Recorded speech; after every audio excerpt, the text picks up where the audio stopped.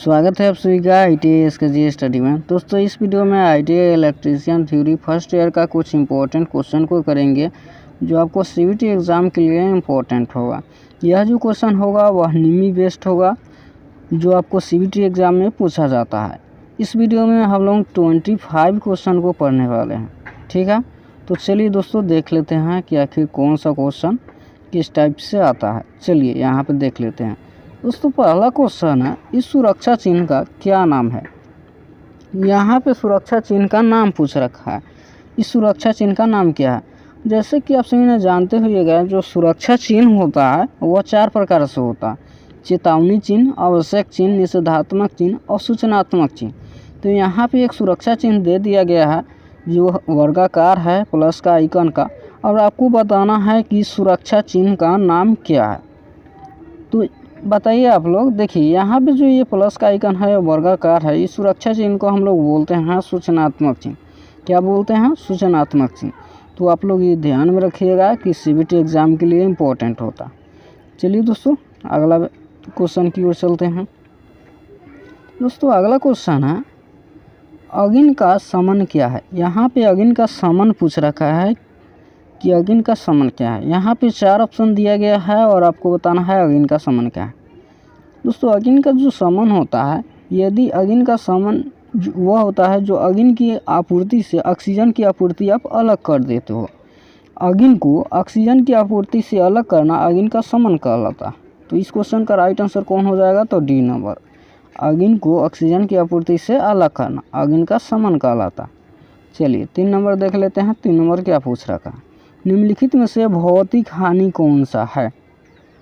यहाँ पे भौतिक हानि पूछ रखा कि ये भौतिक हानि कौन है।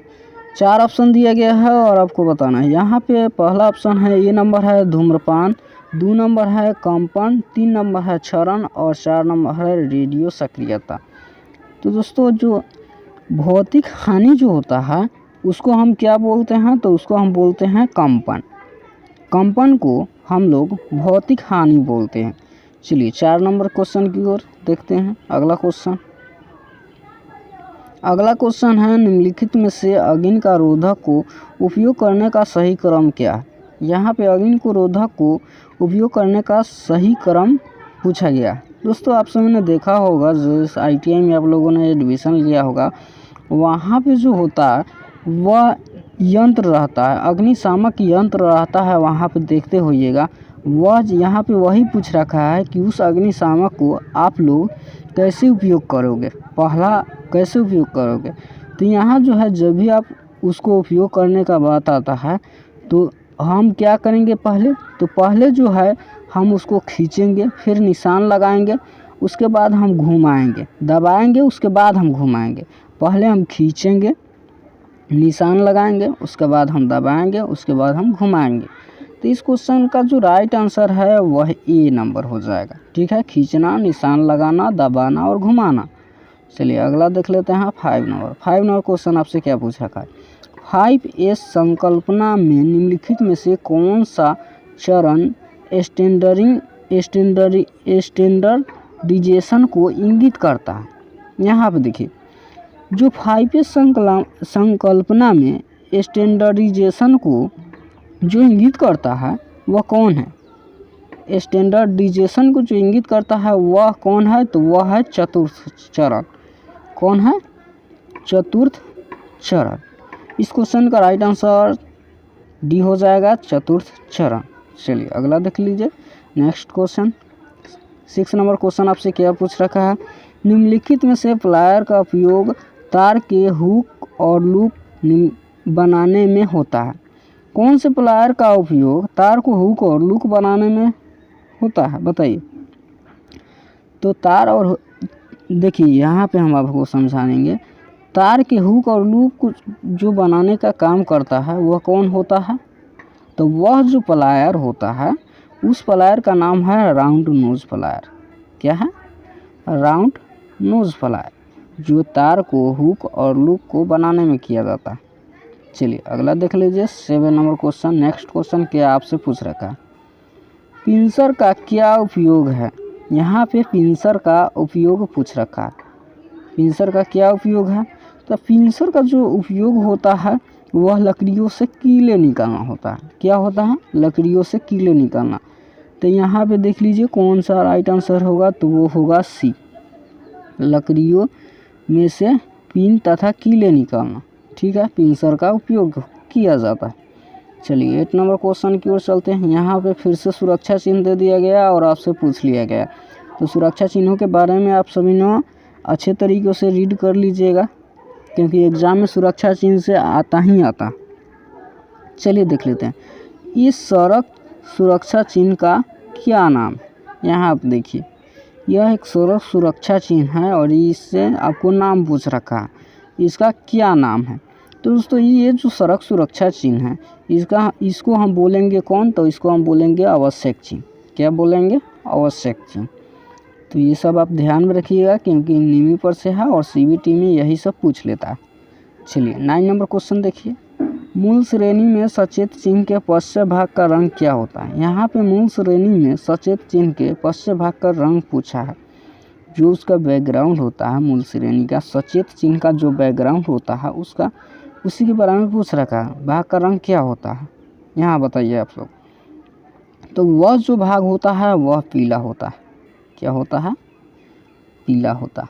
चलिए नेक्स्ट क्वेश्चन 10 नंबर क्वेश्चन की ओर चलते हैं। 10 नंबर क्वेश्चन आपसे क्या पूछ रखा है?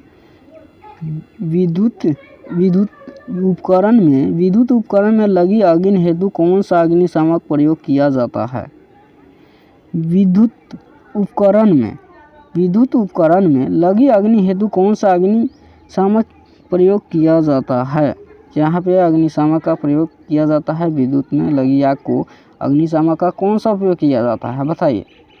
तो वह जो अग्निशामक यंत्र होता है वह कौन होता है? तो हैलोन प्रकार। क्या होता है? हैलोन प्रकार। तो इस क्वेश्चन का राइट आंसर ये हो जाएगा, हैलोन प्रकार। चलिए नेक्स्ट क्वेश्चन 11 नंबर क्वेश्चन आपसे पूछ रखा है, अपशिष्ट निपटान विधि में कौन है जो गर्मी पैदा करता है? यहाँ पे अपशिष्ट निपटान विधि कौन सी है जो गर्मी पैदा करती है? तो यहाँ जो गर्मी पैदा करती है कौन? तो वह है अपशिष्ट निपटान विधि कौन है? तो वह है भस्मीकरण।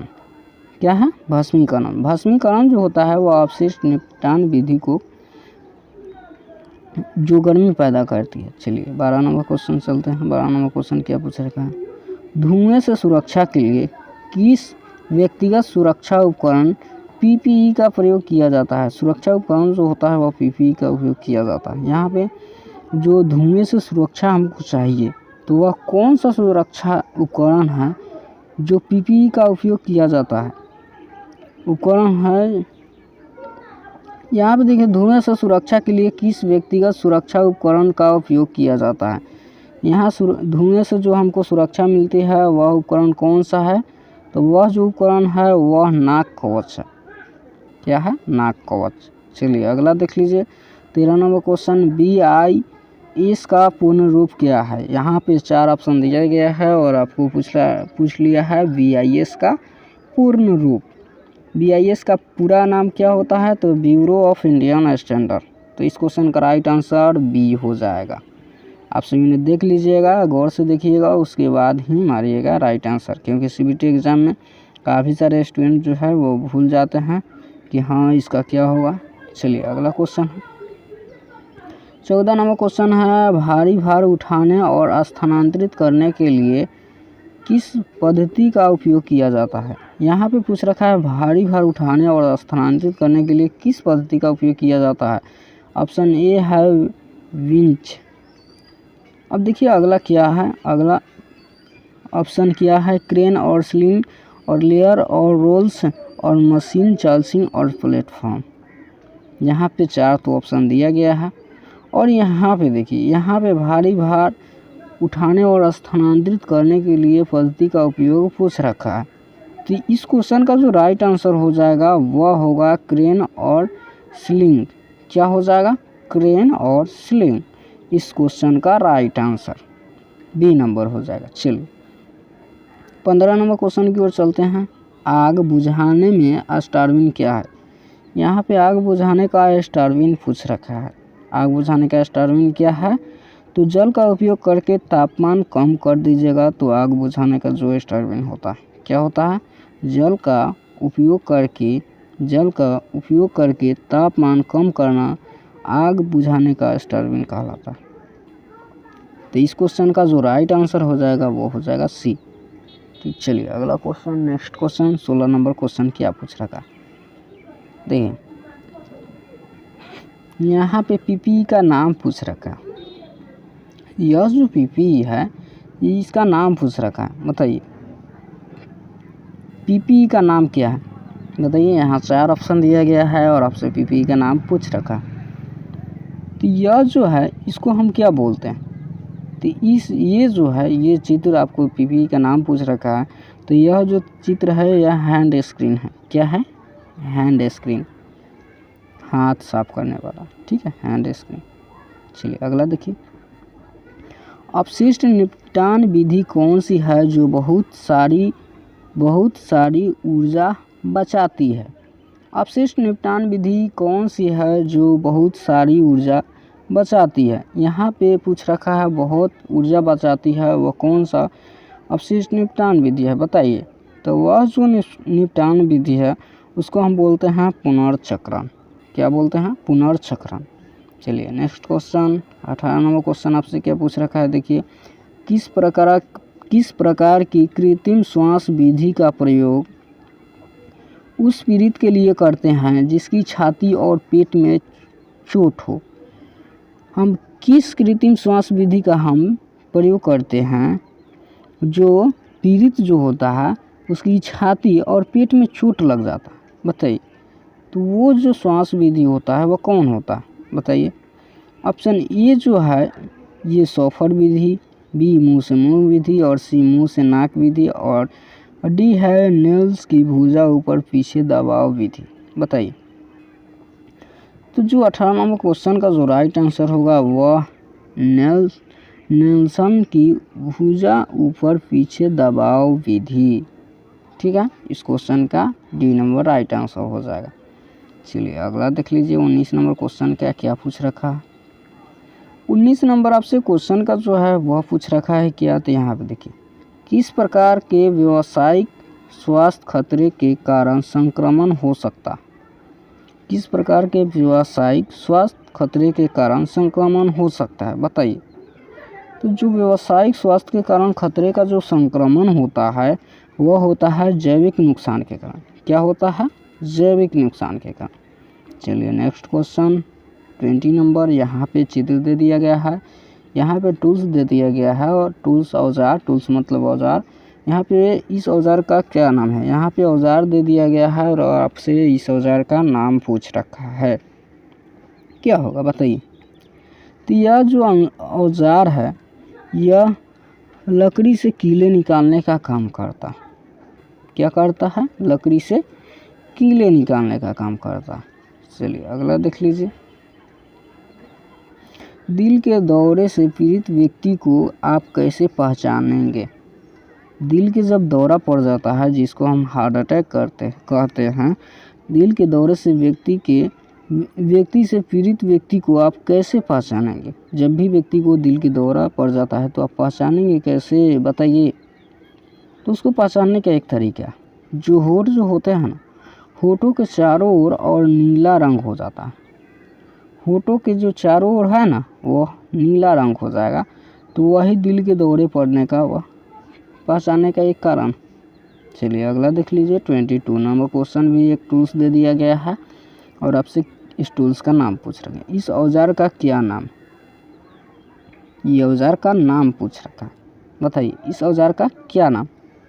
तो ये जो औजार है इसको हम बोलते हैं डायगोनल कटिंग प्लायर। क्या बोलते हैं? Diagonal cutting plier. इस क्वेश्चन का राइट आंसर डी हो जाएगा, डायगोनल कटिंग प्लायर। चलिए अगला क्वेश्चन 23 नंबर क्वेश्चन की ओर चलते हैं। इस सुरक्षा चिन्ह का नाम क्या है? यहाँ पे फिर से वही बात, सुरक्षा चिन्ह। इस वीडियो में 3 तरीके से हम सुरक्षा चिन्ह देख लिए, बताइए। तो CBT एग्ज़ाम में आने का पूरा 100% चांस रहता है कि सुरक्षा चिन्ह से क्या आएगा।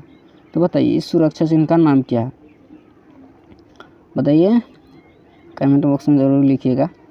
दोस्तों 23 नंबर क्वेश्चन जो है यह सुरक्षा चिन्ह है, इसको हम बोलते हैं सूचनात्मक चिन्ह बोलते हैं।